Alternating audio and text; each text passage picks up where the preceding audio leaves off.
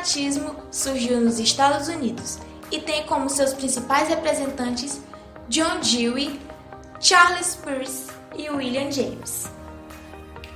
John Dewey procurava conciliar os aspectos teóricos e práticos da aprendizagem. Para ele, essa ideia de experiência era um processo ativo na aprendizagem de cada ser humano. Ele dizia que a educação era um processo de contínua construção da experiência humana em sociedade. Para ele, a educação era o resultado das experiências e essas experiências produziam conhecimento. John Dewey diz também que era muito importante o método científico, porque era a partir desse método que se fazia a elaboração de hipóteses que poderiam sim ser testadas. Ele dizia que a aprendizagem era baseada na investigação. Ele defendia que os alunos deveriam realizar atividades na vida em sociedade. E a sala de aula seria o lugar onde essas experiências pudessem ser abertamente analisadas e transformadas. Para John Dewey, a aprendizagem era baseada na resolução de problemas. A construção da aprendizagem seria entre experiência e educação. Ele defendia que o aluno deveria fazer para aprender. É a ideia do faça você mesmo. Fazer para que ele obtivesse experiências e a partir dessas experiências ele tivesse aprendizagem.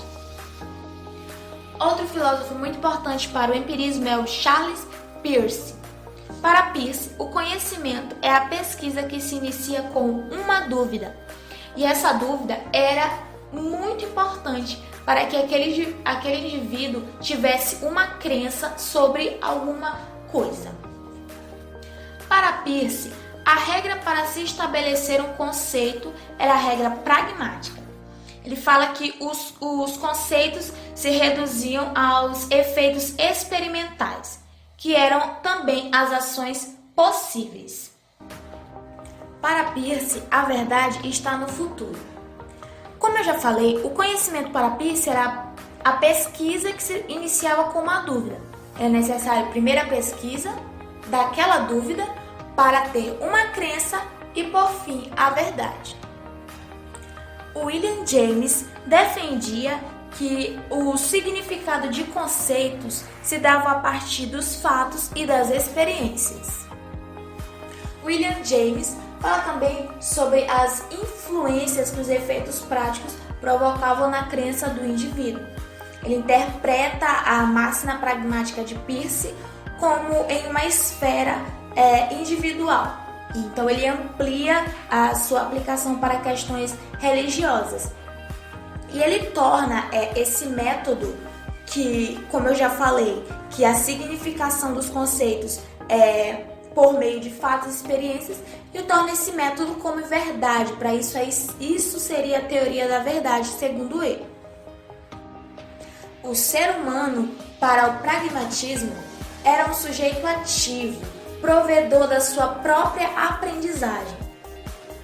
O pragmatismo aí, ele defende que o aluno ele é o centro e o professor é apenas o guia. O aluno ele tem a capacidade de promover a sua própria aprendizagem através das experiências que ele vai adquirir em sala de aula, fazendo ele mesmo as atividades, e o professor é apenas o guia, apenas está ali para guiar aquele aluno.